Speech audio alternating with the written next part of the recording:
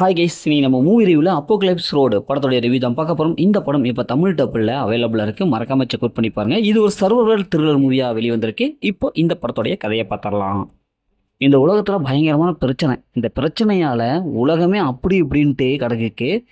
எங்கேயும் மக்கள் அதிகமாக நடமாட முடியாது. ஏன்னா அந்த அளவுக்கு பயங்கரவாதம், எங்கே பார்த்தாலும் சண்டை சச்சரவு, இப்படி ஏகப்பட்ட விஷயங்கள் இருக்குது. இதற்கு நடுவில் நம்ம ஹீரோயினி 2 பேர் அக்கா தங்கச்சி. இப்போ இவங்க இந்த பூமியில் நடக்கிற இந்த நாச வேலையிலேருந்து தப்பிக்கிறதுக்காக உலகத்தில் இருக்கிற பாதுகாப்பான பகுதி எது அப்படின்னு சொல்லிட்டு தேடி போகிறாங்க. ஒரு இடமும் இருக்குது. இப்போ அந்த இடத்துக்கு இவங்க போகும்போது ஏகப்பட்ட பிரச்சனை சம்பவமாக நடக்குது.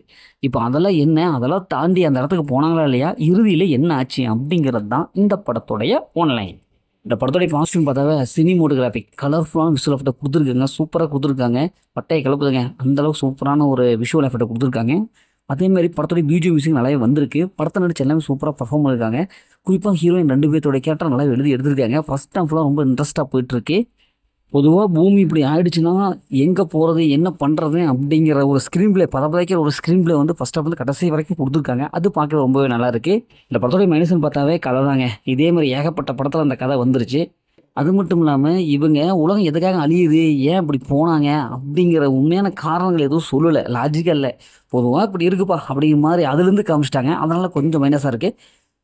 இதில் இந்த 2 ஹீரோயின்களை தவிர மற்ற எந்த கேரக்டரையும் முதன்மையாக கொண்டு வரல.